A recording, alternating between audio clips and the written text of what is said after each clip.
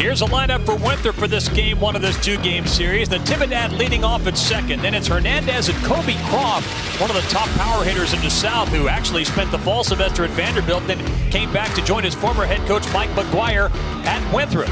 Yearsley, Wilson, Benhart, Cronus, Brawley, and Vila round out the lineup for Mike McGuire, who last year was at USC Upstate, now is headed to another Big South school, coming back to a place he's very familiar with as head coach at Winthrop. Oklahoma State defensively, in the outfield, it's Scholl, Smith, and Schubert. Viola, Culbertson, Thompson, and Brigham in the infield. Sylvester is catching today. And on the mound is St. John's transfer Mario Pesca, the right-hander at 6 feet 8 inches tall. Maybe the first 15 games of the season, Dave, are the hardest for guys that are maybe competing for the 3 or 4 hole starting pitcher. So on the weekend, Mario's been like, he's a mid-game reliever, okay, middle reliever. Then if he doesn't get used, then he starts on Tuesday. And somebody will evolve into a Tuesday starter, but I don't know that it'll be the same guy. The games on the weekend have too much value, and Mario's one of those value guys. Didn't have to work over the weekend, so he turns around here today and comes in and starts. You know, it's a 2-game set, but this is a win or a loss, just like over the weekend. So it's a big start for Mario. Pesca's longest outing this year was an inning and 2/3 on the 26th of February against Abilene Christian. Making his first start of the year. And there's 2 or 3 guys in that category with Mario that have really good arms. And as the young arms grow up and you start to find out whether you can use the freshmen in key situations on the weekend, or you have to slide them into Tuesday and let them grow up a little bit, Mario is going to be one of those important guys that will answer the bell. He's been a starter his whole career, but Mario's going to come out. He's going to go 90 to 92. He might touch a 93. Really good slider, can throw it for a strike. Great competitor. 1-1 to Gabe Natividad, leading off for Winthrop here in the first. He already has 4 multiple hit games and 11 contests. And starting at second base today. It's 1-2.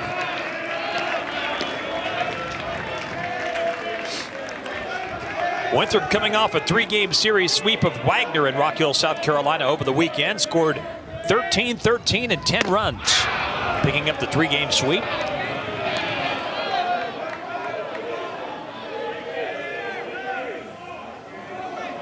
Yeah, they had a lot of at-bats over the weekend. They scored double digits, all 3 games? They did. And kind of throws him a cutter right here. This is a little fastball, a little bit of tail on the end. Notice the location throughout the at-bat. He dotted up that outside corner. So Jalen Hernandez steps in to face Mario Pesca, last year first team All Big East at St. John's. 1 ball and no strike to Hernandez. He is one of 5 left-hand bats in the Winthrop order today. It's a fairly heavy left-handed Winthrop team, but when Kobe Croft came back after going to, or I shouldn't say came back, but came to Winthrop after being at Vanderbilt for the fall semester, it really helped balance out their lineup. Croft, of course, last year was with Mike McGuire at USC Upstate, another Big South school, hit 20 home runs, went to Vanderbilt for the fall and decided he'd go back and rejoin his old coach at a different school at Winthrop. And so it's not quite as heavy a left-hand hitting team as it would have been had Croft not decided to come to Winthrop. And again, to manage that, you've got to make sure you got a fresh lefty in the bullpen today. And I think you might see some of those young puppies out of that bullpen for Oklahoma State today. If Mario comes out and gives you 4 or 5, that's a great outing. And don't expect him to come out and go 7. That's not fair. It's too early. 2-2 to Hernandez, who went 3 for 3 on Sunday. Just missed hitting for the cycle by not getting a double in that game. He drove in 2. Last year, Big South all-freshman team was 7th in the Big South in doubles. I watched film on these guys over the weekend, Dave. This kid right here knows what he's doing with the bat in his hands.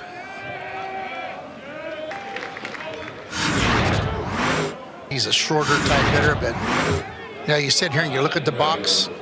That's a strike. No question about it. It's a strike. So here's Croft, who we mentioned a few moments ago. 20 home runs last year. Big South preseason player of the year. And it's 0-1 to him. He's been on a good run as of late. He's homered 3 times in the last 4 games, going 7 of 15. And he drove in 11 during that 4-game run. You know, you take note, Dave. Every pitch that Mario has thrown, except for one, has been inside the catcher's body. I mean, he's literally pounding the strike zone right here. He's making Winthrop put the ball in play. It's fouled away right side. Wind today's a little bit unusual for this ballpark. It's blowing probably toward the right field corner, maybe directly to right. That's a westerly wind. We don't see that often here.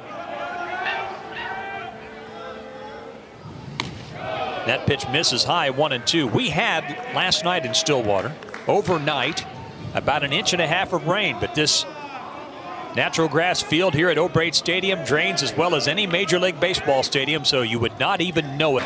We'll get our first look at the Cowboy hitters when we return to Stillwater. This is Game 1, Winthrop at Oklahoma State.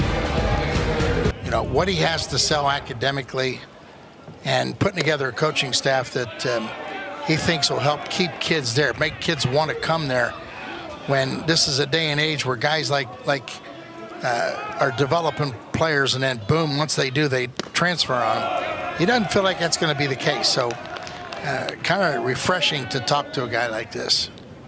Cole Yearsley leading off in the cleanup spot. And he rips that into right center, and that's a leadoff single here in the top of the second.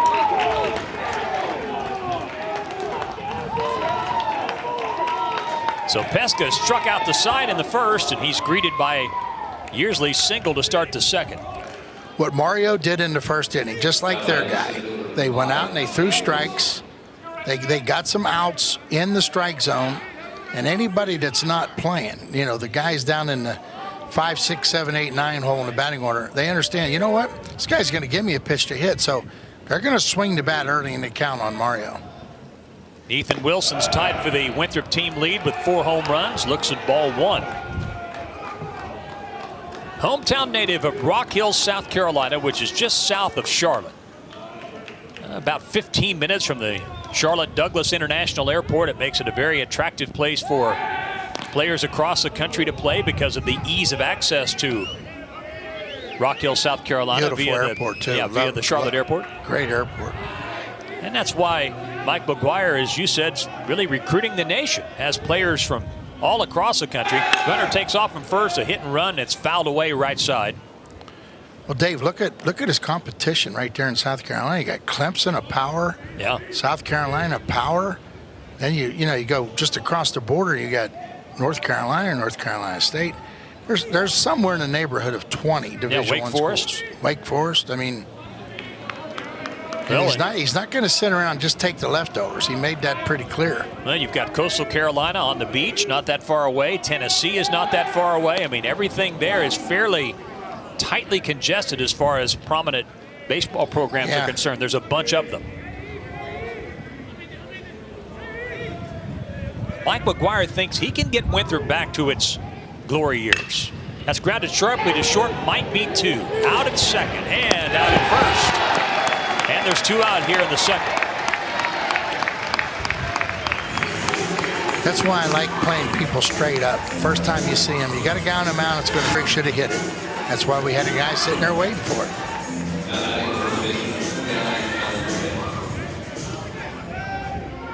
So now it's first baseman Alan Benhart at the plate. 2 out and the base is empty.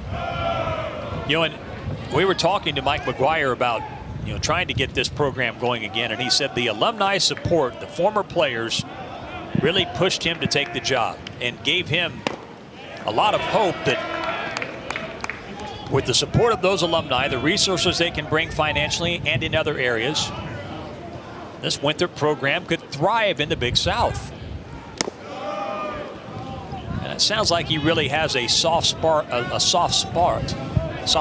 I should say, in his heart for Winthrop, having been there twice. Well, I mean, he believes in it. He believes in what the system will do for him.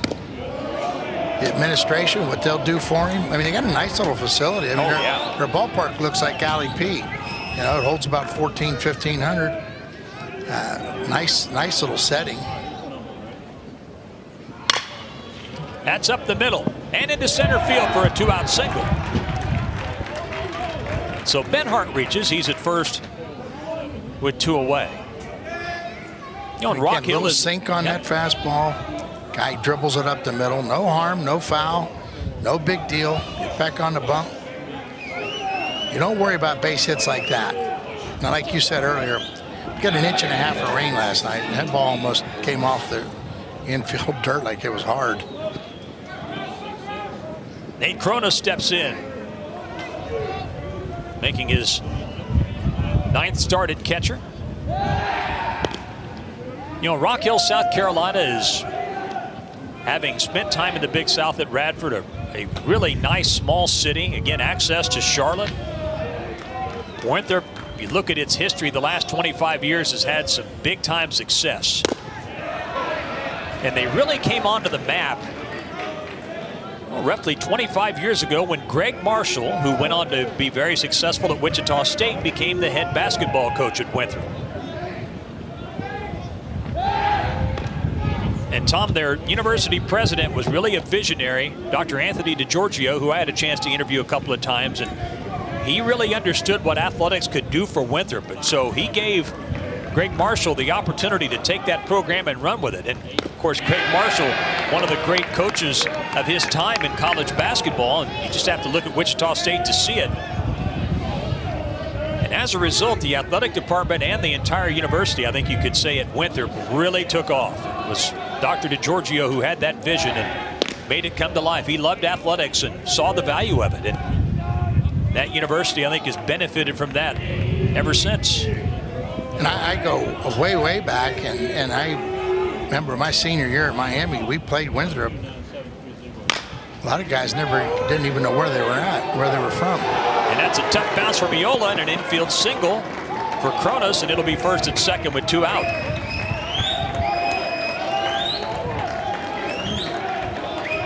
Yeah, just a funny hop. All hit, spun on him a little bit. I don't know how much moisture actually got through to the infield grass. Much as we got with as much wind as we had, even though your tarp was down, it still gets up underneath there. So first and second, 2 out for Colin Crawley.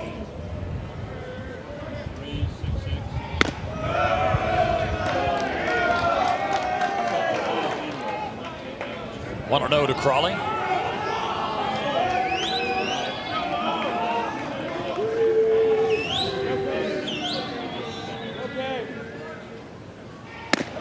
It's 2-0.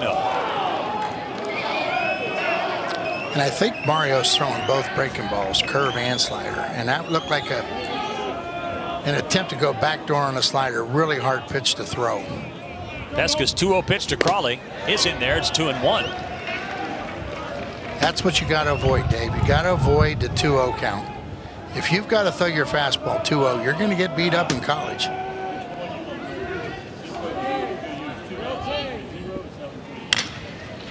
That's a little number in front of the plate. Pesca bounces off the mound, throws to first, and just in time. If he goes to his glove, that's a base hit. He went, barehanded it, flips, he gets the out. Winthrop with 3 hits in the second, but fails to score as we go to the bottom of the second. PI in each of the last 4 full seasons. That tells you just how good they've been. Yeah, I'd say it's a model of consistency, and in a day and age where we've seen baseball change right in front of our eyes. And again, being in it for so long, you don't really like to admit that, but it has changed. And to stay at the top while you're still trying to figure out how to deal with all the body movement, money distribution, holding on to regionals. Of course, the new stadium helped. And when you think about it, so all right, so what is it we want we want a good, consistent shot at the NCAA tournament. Then after you get in there, it's a crapshoot. Can you stay healthy all year? And I think some of the time that you look at these rosters. And Brigham strikes out to begin the Cowboys' second. And, you know, I spend time with Josh, not as much as you might think a father and son would. But he's going to do it his way. He's going to do it with guys out of high school that want to play here. And he's going to make those kids happy. You're going to get Brigham out down every now and then. He's a 6'6" guy that's playing every day. He'll give up on some of those low balls and look ugly, but he's really mastered the strike zone this year. He's off to a really good start. Now you just hope that playing every day doesn't bug him, doesn't wear him down. It's 0-2 to Aiden Miola. I mean, this schedule that Oklahoma State's on, not only is it on the road, Dave, but you're coming back on one day, a travel day, and playing. You're on the field 8-10 hours after you get back from the weekend tournament. Yeah, Cowboys arrived back in Stillwater about 3 a.m. Yeah. late Sunday night after beating Mississippi State. And guys get up and run to class. They get the day off. They go back, take a nap. They feel yucky. That's what a travel day does to you, and especially in a bus, 8-hour bus ride.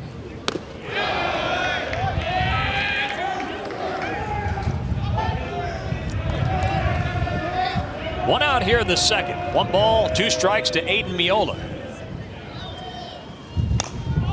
He just barely stays alive. And when you ask the players, hey, how you feeling? How you feeling? Oh, they feel fine. They got a little sleep. And yet they're still a little bit like worn down. Tuesday's tough. Tuesday's a tough day to play after a road trip on the weekend. I say that because, you know, you're swinging at balls that are 2 balls down and out of the strike zone. You're just fighting them off. That's a little fatigue.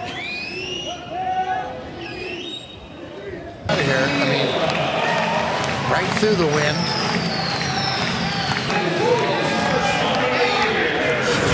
Another look as Miola goes deep for the first time this year. So Miola, who homered 10 times a year ago, gets his first of this season to give Oklahoma State a 1-0 lead with 1 out here in the second. Now Aiden's been a double machine. He got one right there, and he actually powered it right through that wind, and it's blowing hard right now. Oh, yes. Blowing to the right field corner. 1 ball, 1 strike to Brock Thompson.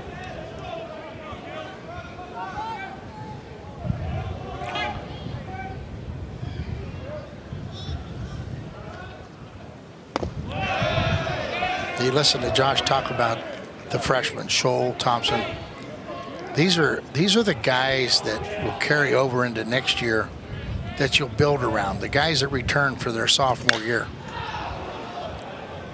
That's lifted into left. Yearsley makes a grab, and there's 2 away. Hit that ball a long way.